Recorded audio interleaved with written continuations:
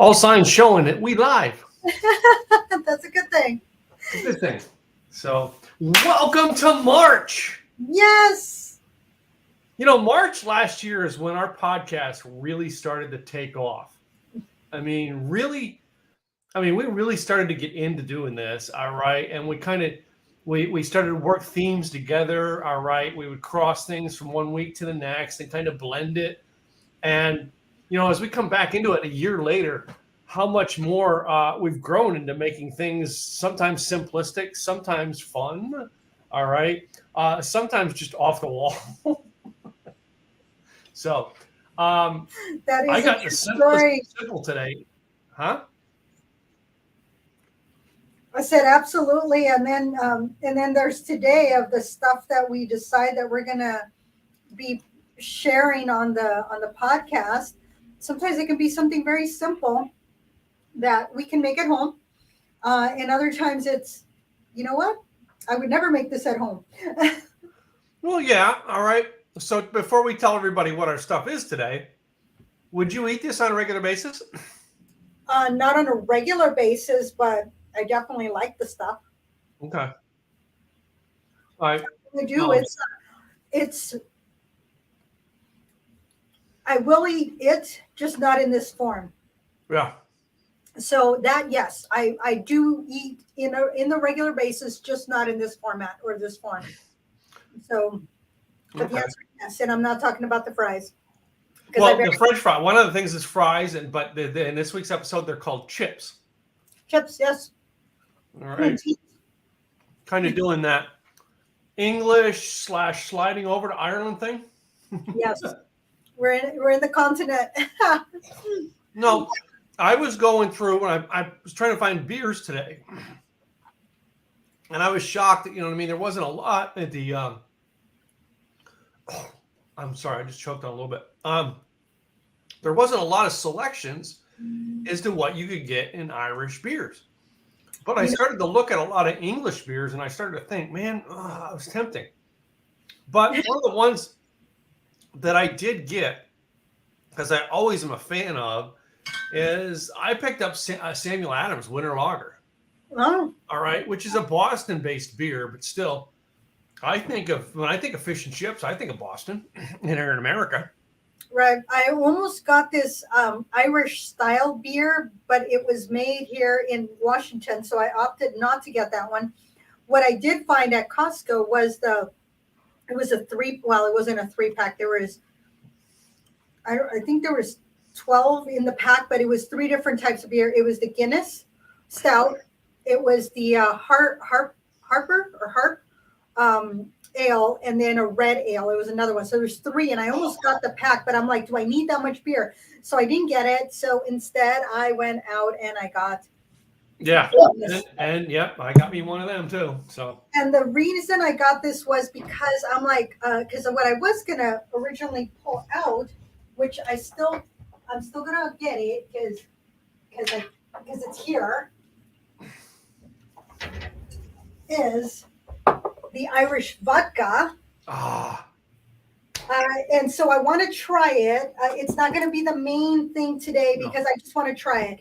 No, I decided to branch out and go with Bushmills. Okay. Bushmills Original Irish Whiskey, but it's one that I didn't have. But anyway, it was unique to find things, but technically our meal choice is not really Irish. It's not. Really, I mean, if you look at it, it's an English pub thing, right? And I almost was, when we're thinking of the theme, I almost wanted to go pub stuff, which meant not what we have bar food, but pub food. Pub food in Ireland or in England is a different. They have a different style bar food than we do. You know what I mean? Our bar food can be, and down here in the South, can be nachos and cheese with guacamole. That's bar food. Tacos could be bar food in Texas. You know what I mean? And the North, the pretzels, right? Or cheesesteak sliders, hamburger sliders, But the traditional one that we went with was the traditional fish and chips. And I got fish. All right. I got fish, breaded fish, cooked them. All right, and I cooked the fries. I did all oven. Use the oven to do them. So I mean, I've got a little crispness on everything. So I did make a really good panko breaded fish yesterday that could have passed as my fish. But I'm at the office, so I'm like, if I'm going to do that, then I wanted to do it from home, and I still had stuff to do. So I said, you know what? I would rather buy it from Black Bear Diner, which is right across the way. I can see their parking lot from my window, and they're a local restaurant. It is a chain, but this particular one, I do know the person that owns it. She grew up in the Black Bear family. Her parents still own a Black Bear in Southern Oregon, and so she had the opportunity to purchase this Black Bear, and so she's now part of the Wilsonville community. So I'm like, you know what? That's what I have to do is support local. So even though it's a chain, it's still locally owned. So that was kind of. I did bring, you know what? I got beers, and I got 2 different beers. I did bring glasses, but you know what? I'm going to drink from the bottle tonight. So. And I got bottle instead of can. I did look at getting a can of Guinness, but I decided, you know, I'm just going to do from the bottle with our thing here tonight.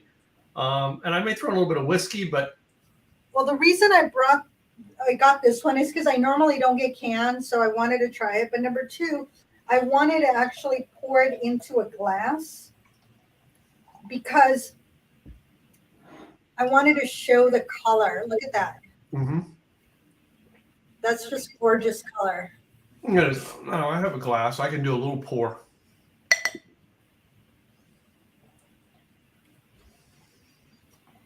Oh. Cheers. Cheers.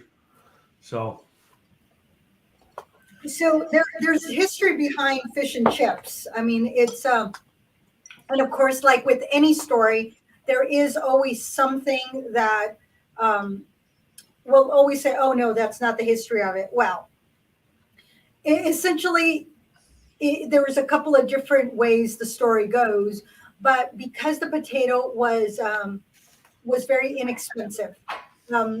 And so a lot of times we think of the French, and their fried potatoes, but no, this was it doesn't matter. It's the New World is the way England saw it. And it was Sir Walter Raleigh that brought it into the New World. But there's both London and Lancashire that both staked a claim to first inventing this famous meal. And it was because it was cheap staple foods. And so even Charles Dickens in his book Oliver Twist, he referred to it as the fried fish warehouse. So it's been coming around for some time where it's nothing new. It truly isn't, but it's been 1939, 1963. There was a guy that was selling fish and chips from a wooden hut in the market, which then he opened up a new business. But the other one that is also was the main one was a Jewish immigrant by the name of Joseph. And he started back in 1860. And he was so successful that his restaurant his business remained in business until into the 1970s. Wow. But John Less had the business in 1863. So they're around the same time. But truly, it was the fish and chips is one thing that they did not ration during the war. And during the Industrial Revolution, everybody was eating fish and chips. It just became a thing because it was, they made it a lot easier to get to, not just the mom and pops making it, but it became a little bit more mainstream. Yeah. So that's a little bit of history, not a lot, but a little bit on with regards to the 300 million servings of fish and chips that the British consume. I'm curious though, what kind of fish was it originally made with? Well, they were talking about because of the way that the rail and transportation, they were able to get multiple types of fish. Mm-hmm. I did read about that they were not just confined to what was closest to them. Mm-hmm. And so, but I didn't read specifically as to what type of fish. I would assume the type of fish that you can get closer to Britain, but with the transport opening up, I'm sure it expanded to other types of fish. This one is cod. There was another one I could have gone to Wankers down the street and gotten cod or halibut. Yeah. But I said, you know what? Cod is perfectly fine. I got cod fillets, and they were already breaded from the store, and I don't know what brand they are. I can't forget, but because I thought, you know what I mean. I always heard when I researched fish and chips that it was mostly cod that most people had it with. All right, but I didn't know whether there was an original or not. Here in Oregon, I've seen cod and halibut are the two most popular. Halibut being more expensive.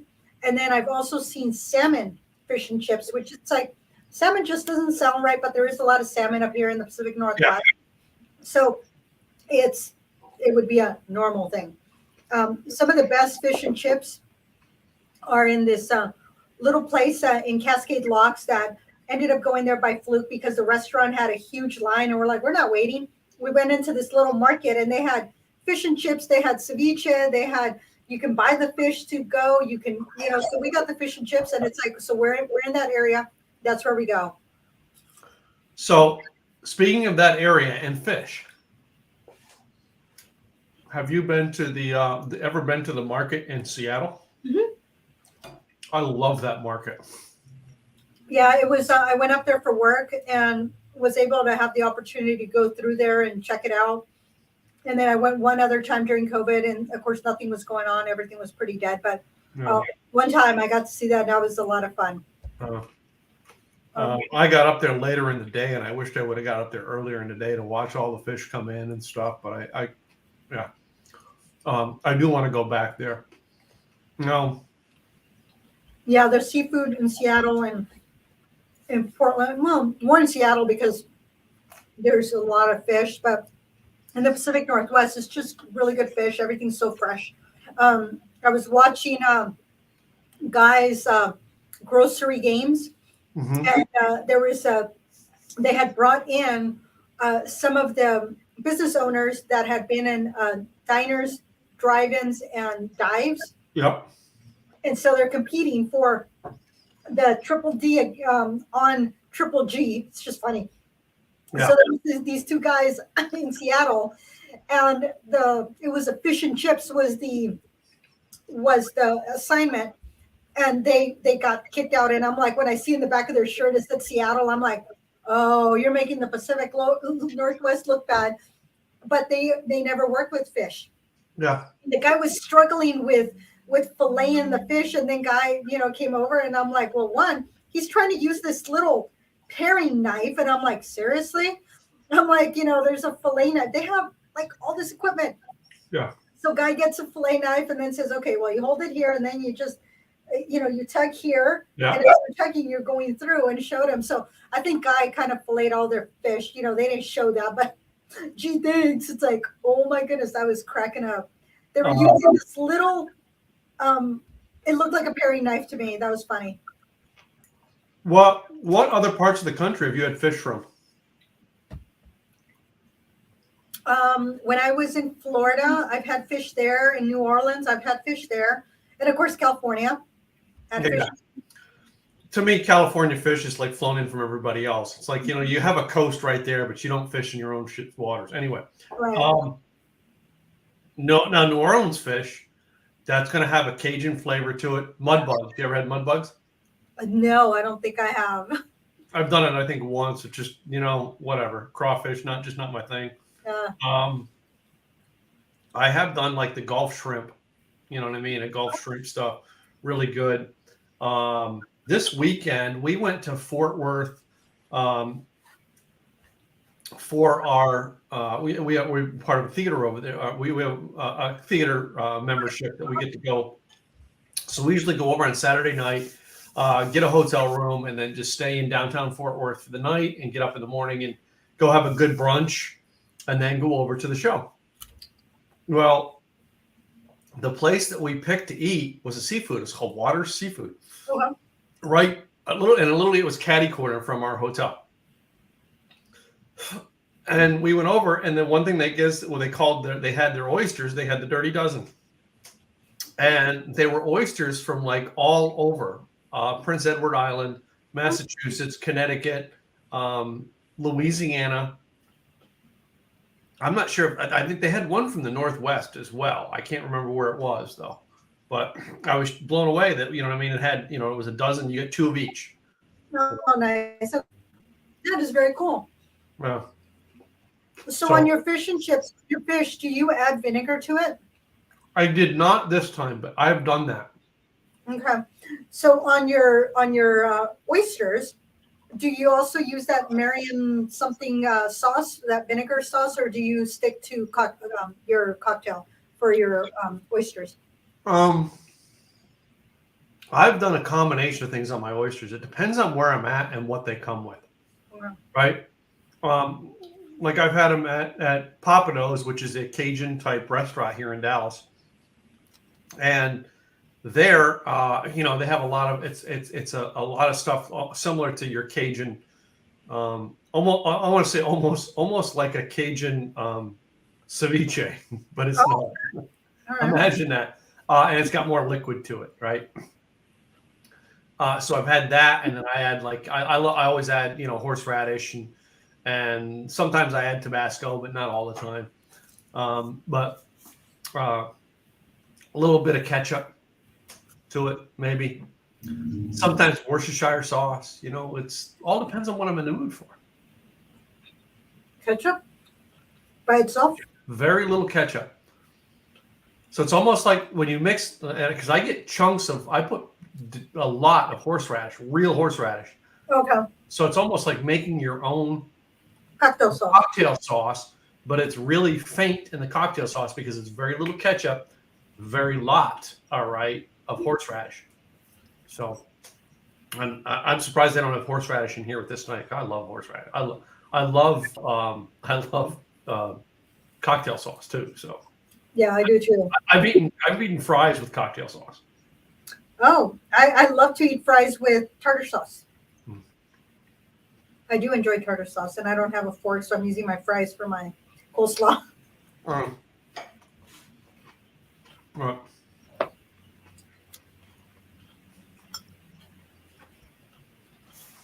Well, Guinness says best enjoy poured into a glass.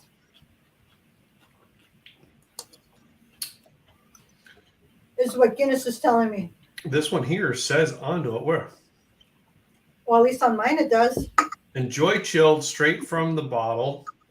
Enjoy chilled straight from the bottle. There's something in here.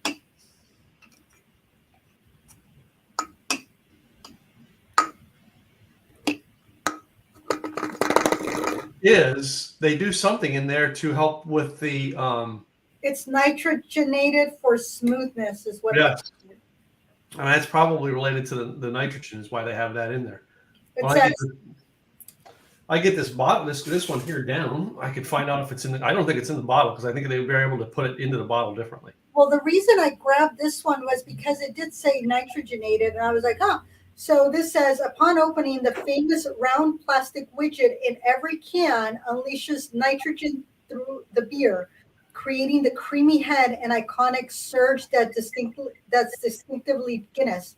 To best enjoy, open the can and wait a moment for the nitrogen to release. Pour into a glass tilted at 45 degrees. Watch the surge and settle, and then enjoy. Aha. Yeah. That's why when I first poured it, you saw it doing its thing, and there's the look to it now. Yeah. Now remember last year me having Guinness on the show with shepherd's pie. Yes, I thought about you and that, and I went, oh, we should. I wonder if we'll pull that off again. So, in case we didn't bring it up last time, the harp is the national emblem of Ireland. So it says established 1759. And this is brewed in Dublin, Ireland. So it did cross the pond. It is it has 9.4 grams of carbohydrates and 125 calories. So actually, considering that's not a ton of calories, and it has 1.1 gram of protein. And I know I had seen somewhere that I had researched where I was able to get, I think it's like 5 point something alcohol by volume. Let me see if I jotted down something over here on that. Maybe I didn't. No, I did not. But it's always, any Guinness always goes back to its original recipe. Always, that Guinness Extra Stout is, it's based on the beer first brewed in 1821.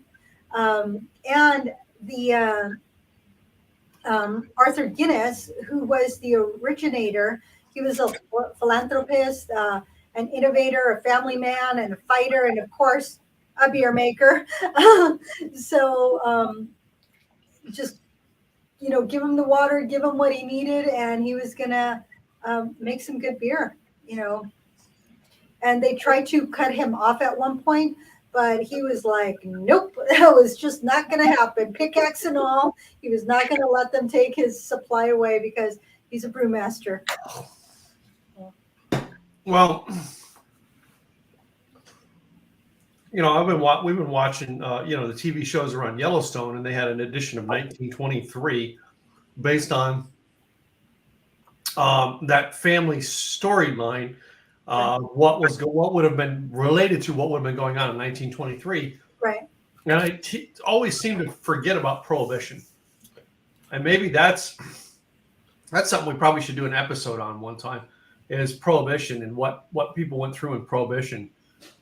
Because I think about that, how readily it was for me to walk to the store today, or, and go to the store today and have choices of beer and whiskeys and alcohol. And imagine them having to distill it in the woods, and that's the only way you can get it. You had to have somebody making it, somebody bringing it in from Canada or something. Well, yeah, it's and people are trying to figure out how can we make it.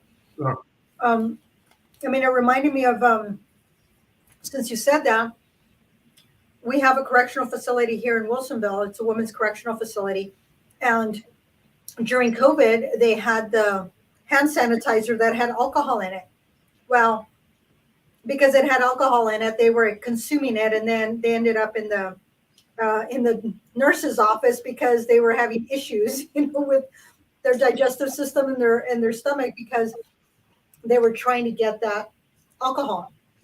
So they had to switch to something else. But during Prohibition, I'm sure that some people were trying all sorts of weird things to try to make some alcohol of some sort. Yeah. But how do you like your Guinness or your?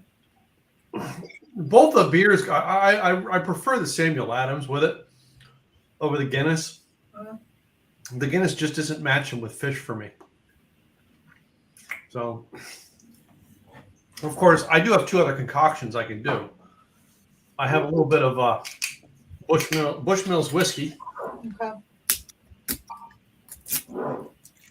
Try a little bit of that. I do have Jameson whiskey up there, but I was like going, I'm going to stick to, because it's fish and chips. So I thought beer is the way to go on this one.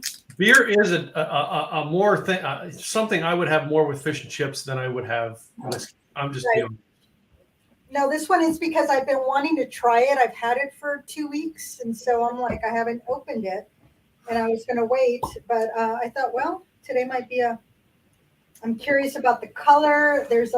I still have to do some more research on this particular one, so I wasn't sure what color it was going to be.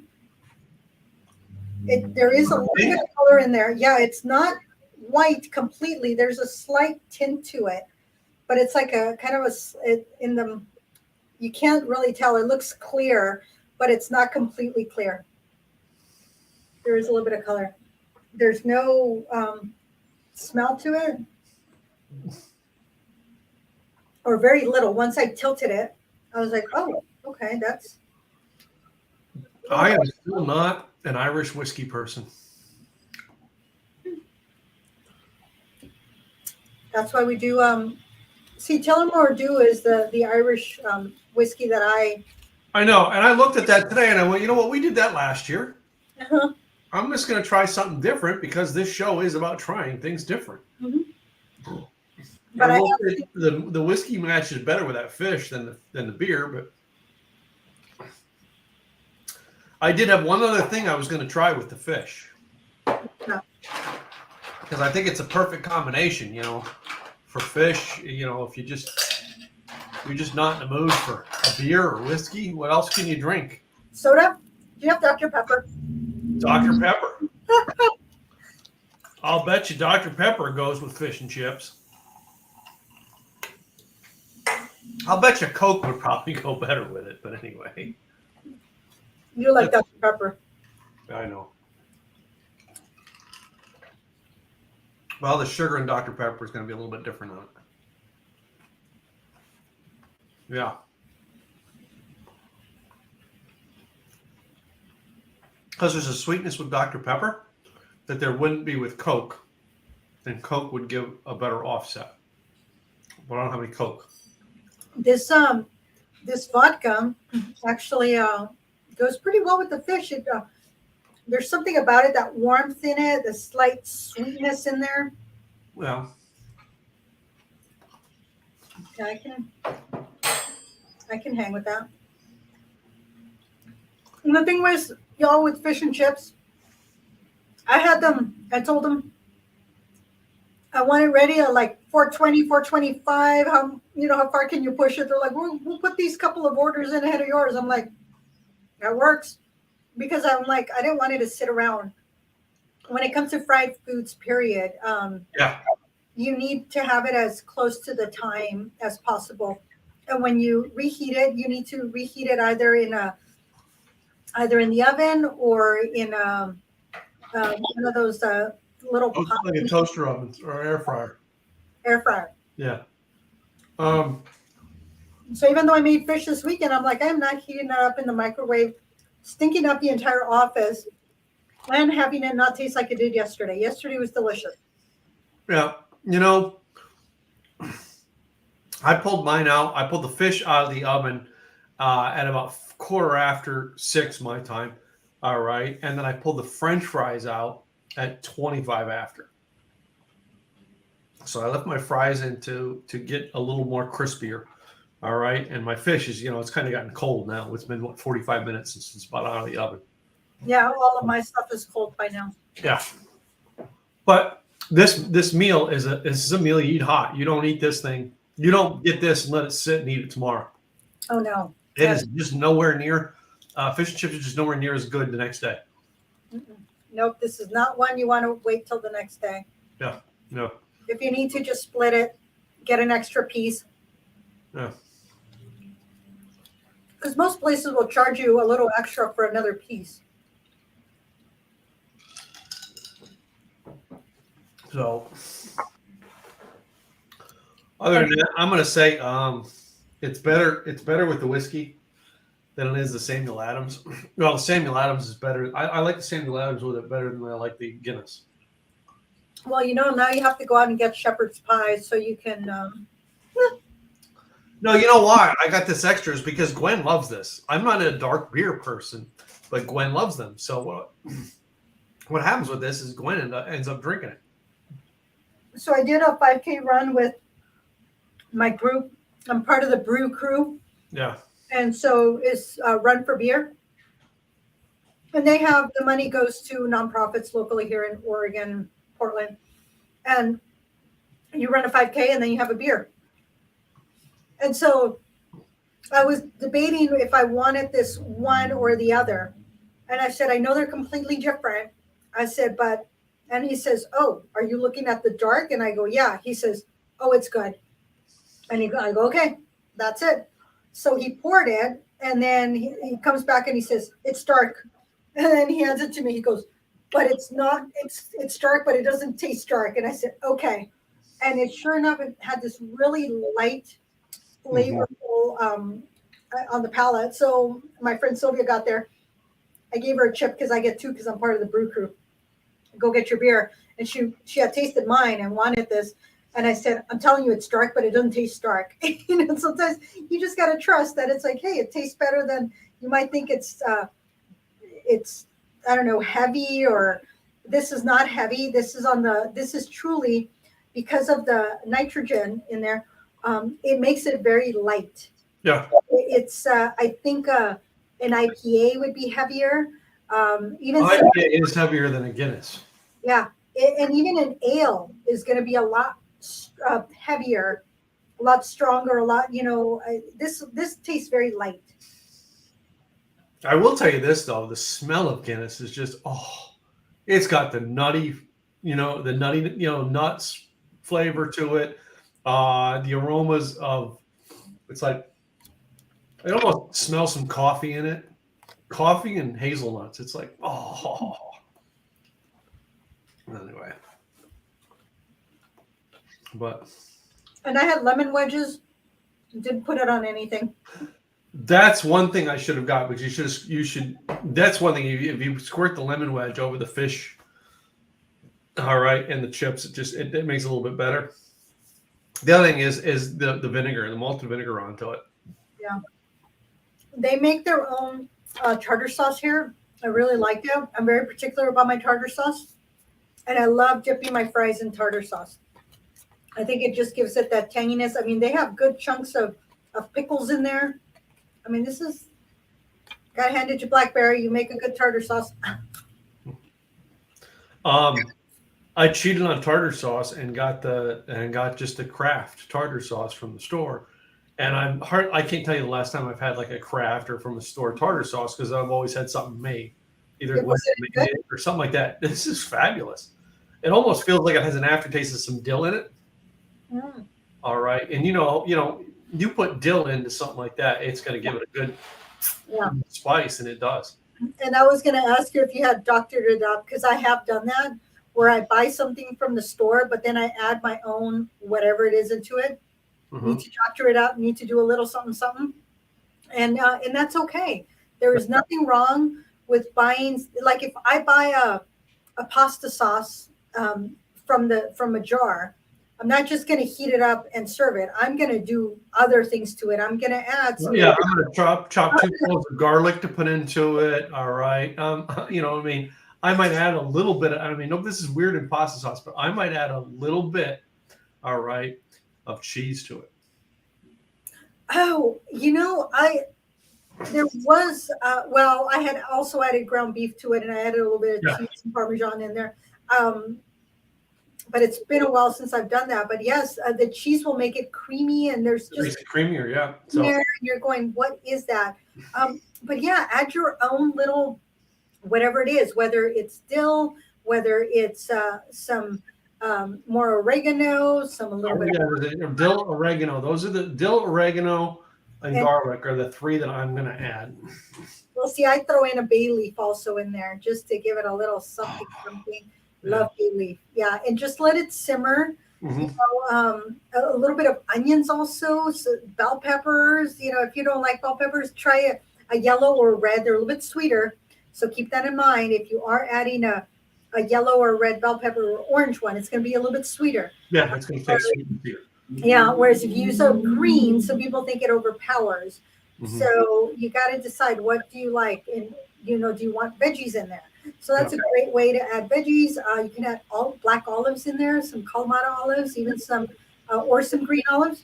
I wouldn't put both olives. How about I'm going to throw one at you: parsley or cilantro. I would not put cilantro in my pasta, but I definitely would put parsley. Okay. And with parsley, a lot of times I usually put it whole so that I can pull it out. But most of the time, I just want to. So you're basically doing that way. You're just getting the flavor out of the parsley. You're not really adding the parsley to it. Right. You're trying to stop the flavor out of the parsley. Okay. Yeah. I've done that because I don't want it. I don't want the sogginess of the parsley. Yeah. Because once I do that, unless it's dry parsley, if it's dry, then I will add it. But if it's fresh, I'm going to put it all in there, and then I'm going to pull it right out. And I've done that where I've put rosemary, thyme, and parsley, tied it up, and then put it in there. And then before serving, I pull it out and then that way the flavors are in there, but you don't get all the. Interesting. But I mean, but like it's a lot of stuff I get from the store to make my barbecue sauce. You know, it's not like I'm not crushing my tomatoes. I'm buying ketchup to do it. All right, I'm adding molasses, and I'm adding, you know what I mean. This is stuff that you know what I mean. You're gonna just get in a container from the store. The sauces that I like to make though is, like I said, if I'm doing like I'd like to doctor my own cocktail sauce. I like more horseradish than they has into it, and I'll always squeeze a little bit more lemon and lime in it. So Yeah, I will do that. Ketchup, horseradish, lemon juice, a little bit Tabasco in there. yeah, Once in a while, I will put in some Worcestershire sauce. Not always. Usually, I don't, but once in a while, I do. You know, and I taste it, and then I adjust it as I like. mm-hmm. With my barbecue sauce, also, you know, I'll do my own thing. You know, I'm mixing this with that, and this, that, and the other. Yeah. It's just making it fun. So I made this white sauce yesterday with the fish. I left the fish for last. I had made the rice, and then I made the sauce, and it was butter and garlic to begin with. Then I added what did I add after that? The chicken broth. So I added chicken broth after the garlic had, you know, gotten very aromatic and it had browned ever so slightly. Then I added the chicken broth, and I'm seasoning it. And I'm like, what's it missing? And I was still not sure. And so then I added the half and half, and I'm like, it's still missing something. And I'm like, I added sherry to it. And I was like, oh yeah. So the sherry just gave it this delicious flavor, and then thickened it up, and it was like, oh my goodness, it was so yummy. I'm like, oh, that's good sauce. So then it was the rice, and then I made the fish, and used panko breading on it, and I got this beautiful golden color on it. It was cooked just nicely where it was flaking off. So, because if you overcook a fish, it's not going to flake. It's just going to be dry. Yeah. So you want to make sure that you time it. You look at it, look at the color. How opaque is it? Flipped it over, got the other, covered it up for like a minute. And I'm like, okay, this is ready. Yeah. And so plated it with the rice, the fish, and then the sauce was around, not on the fish, because I didn't want it to soggy up that beautiful crispy shell that was on it. And it was good. You know, Sean said that'll make some good fish and chips for tomorrow. And I'm like, I got to properly heat it. I go, I'm not going to have time for that. So. Well, I mean, we talk about different things. We had different fishes we've had from around our country. Have you had fishes overseas or no? In Mexico, absolutely. In Mexico, multiple times. In Guatemala, so in Guatemala, they pull the fish right out of the lake, and then they clean it and fry it over, you know, the wood. Then they wrap it up in newspaper and give it to you, and they give you the tortillas. So there you are, you know, just eating away at this whole thing. Oh, okay. Just delicious. In Indonesia, had a lot of fish in Indonesia. Shrimp, fish, lobster. Oh my goodness, they caught this freaking huge lobster. That was the most expensive dinner that we had there. It was $40, I think, for our entire dinner, and that included this huge lobster that they caught that morning because they knew we were going to have dinner that night. So they caught that lobster specifically for me. So a lot of fish in Indonesia.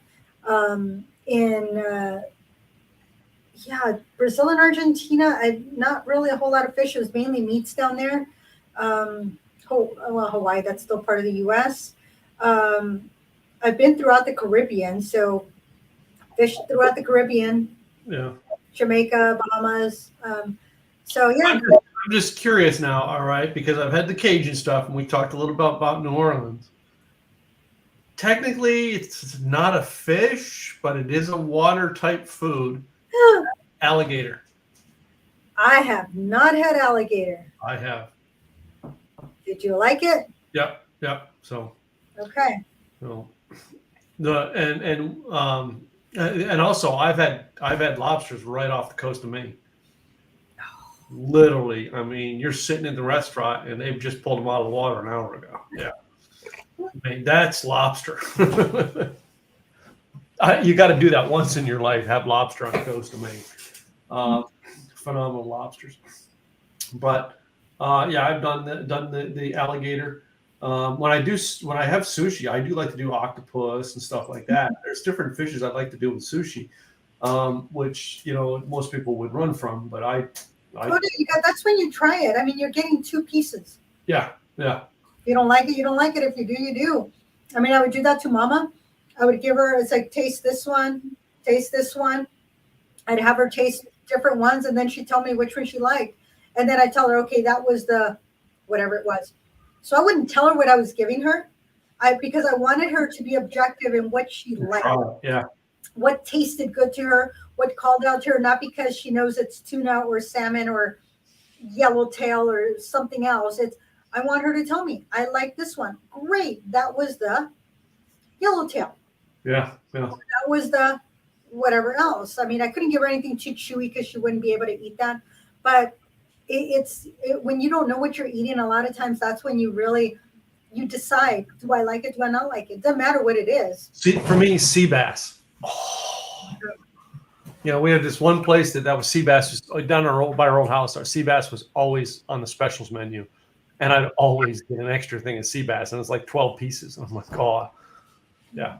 So, sop that up, baby. So, well, tonight's episode was productive because we had a lot of fish and chips. Yes. I still have 1 huge piece left. I got a small piece left and a couple pieces, yeah. Yeah, I ate 2, left this one. I haven't eaten it. And then, of course, there's fries left, and I never finish fries anyway. I have 4 fries left. Well, I have 1 fry on my plate, but there's more fries over here. No. Had they been crinkle cut or JoJo's, I might have eaten more. But yeah, that's the other thing is typical fish and chips over in the pubs over there are not a crinkle cut fry. No, that's an American thing with crinkle cut. But I love crinkle cut fry. And Gwen actually said to me when we were going through the store getting our food for the week, what do you want, regular ones or crinkle cuts? I'm like, screw it. I'm getting crinkle cuts because I'll eat them after the show. Yeah. Right? I'll put them with other stuff. And I love crinkle cut fries. So, yeah, usually the chips are very thinly sliced. Well, one thing you can do, if you want to do more traditional without having to go all crazy, get some kettle chips. Yeah. Throw them in the microwave for 20 seconds and then add some seasonings to it. You can add some paprika. You can add, some spiciness on there. And they're going to be warm. So they're going to feel like they just came out of the oven, only they came out of the microwave. And then you're going to have this spicy flavor in there. You can also add pepper to it. I mean, there's a lot of things you can do to it. Go to thekitchen.com. Yeah. From Food Network. And they will tell you, I think they did 3 different types of kettle chips where they threw them in the microwave and then added their own stuff. You can add Parmesan cheese and some pepper, or you can do so many different things. And then you can go buy the already breaded fish, throw it in the oven. Yeah. And that way you can do something economical that's not crazy. Because if you're making it fresh, it's going to take a lot more work. Yes, it is. Yeah, but if it's already breaded, just don't overcook it because then it's going to be dry and ugly. Well, if you do it like these were here, we're about 20 minutes. I think it said 19. I think I cooked mine 21 minutes in the oven, and I turned it after 10 minutes. So it was starting to get loose. You know what I mean? I had to scrape so it was starting to burn to flip it. And I was afraid I was going to tear it apart. I was like, no, I got to actually have them somewhat in shape when I put them in the dish. So. No, absolutely. And, eat it how you like. Do you like it with ketchup? Eat it with ketchup. If you like it with tartar sauce, that Kraft tartar sauce, and if you want, add more dill. Add some dill to it. Yeah, or chop up a pickle. Just finely chop a pickle, throw it in there, or a little bit of the pickle juice. It doesn't take a lot sometimes to change it ever so slightly, or add a little bit of mayo if you think it's too tart. Then add a little bit of mayo to tone it down. I mean, there's so much you can do. Just play with your food. Play with it. That's exactly right. So, but are you told to play with your food? We're telling you, play with your food. Yeah, just do it. How about seasonings that you put on the fish? All right. So if you've got the breaded, all right, and you got fries that you just pulled out of a pack and put in the oven. Do you put any seasoning on them, or will you eat them by themselves? I've done both. Usually, I eat them just like that with ketchup for the most part. But every so often, because Red Robin, I think I've seen their seasonings at the store, but you can add just the seasoning salt to it instead of regular salt. Mhm. Because a lot of times what you're buying to throw in the oven has no salt on it, and Nope. that's okay. You can add your own salt while they're still warm. Toss them, or if you want a little bit more flavor in there, use seasoning salt. It's going to give you the sodium in there, but it's also going to give you a few other flavors that make it a little bit more. A little more punch to it. So yeah, Yeah. and one thing that I've done with eating my fries that I don't want every now and then I do this is I just put some pepper in the fry in the ketchup and mix it Oh, up. okay. You done that? I've not done that, but I just might. Yeah. What I have done is that I have put sriracha, Yes. so that way it's that. Sriracha always is a great ad. So a little bit of sriracha just to give it a little bit of kick, a little bit of flavor, but Yep. it's clear ketchup. Yeah, sriracha just tastes good. And I do sriracha just because it's thicker. The Tabasco is very more vinegary. Vinegary and liquidy. So Yeah. all right. It can run and the flavor could be all in that spot it ran to. The Yeah. sriracha, you can mix it in with something and spread the flavor around. Yep. So And if you like mayo on your fries, some people do, you can add sriracha to your mayo. how about mustard with fries?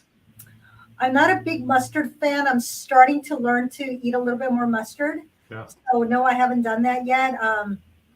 Yeah, I would cook with mustard, but I wouldn't eat mustard. And Okay. I'm still very particular with mustard. I still like to cook with it, but I'll put it on my hot dog. I'm still not a fan to put it on my sandwiches or on my burger. Mm. I mean, I'll eat it. I can tolerate it now. Before it was like, not having it, not having it at all. If there was mustard on it, I'm not touching that. Now I can tolerate it, but it's not my favorite. Not yet. I'll get there. Just like I did with mushrooms and green beans. Oh, okay. Well, this has been an interesting podcast tonight because basically we tried something and really didn't have a lot of like alcohol comparing, but we compared things with our food tonight because tonight was a food night. I think so. But anyway, we brought Guinness back, which I think this is the second time or third time Guinness has been on the podcast. Second. So, all right. And who knows? If you bought a 4-pack, we might have to bring it back again. Yeah. So With shepherd's pie. So if you have Guinness, and if you get we just might have to do a shepherd's pie again this year. You know that. Yeah. I just got a new recipe from the kitchen that they used sweet potatoes. It's a one pot, and then they put the sweet potatoes on top of it. And I'm like, oh, that just sounded really yummy. So I've been experimenting with just different things. Sometimes it's just an idea that I get, and sometimes it's like, oh, no, I got all these ingredients. Let me play with it. So it's just kind of fun. So play with your food, y'all. Play with your drinks. Let us know what you like. Try it out. Never know what you're going to like until you try it. So That's right. We appreciate you all being here, listening to us, and trying new things. And hopefully, you try some of this stuff, and you let us know how it compares to what your experience has been. yeah, if you do fish and chips, put in our comments this week, guys, what fish and chips you would do. All right, and what drinks you would have with it. What would you drink it with? Would you drink it with a Coke, or would you drink it with whiskey or a beer? What's it going to be? Tell us. So anyway, this show is brought to you every week by me and Gladys. All right. Our businesses help support the show every week. So we appreciate it if you give us a call if we can help in needs. I work in marketing, Simply Easy Marketing, helping people with their online message and getting consistent content out. And Gladys, tell them what you do. I'm an insurance broker, Gladys Botwell, Insurance by Design in Oregon, helping small businesses in Oregon, Washington, California. But if you're in another state and have questions, throw them my way. I will answer them, and I will find you a broker in your area that can help you in your state. But we appreciate you checking us out at insurancedesignpros.com. Cool. All All right, guys, we will be back here next week with another great recipe, or two, or three, or drink, or two, or three. Come back next week and find out. Thank y'all for being here.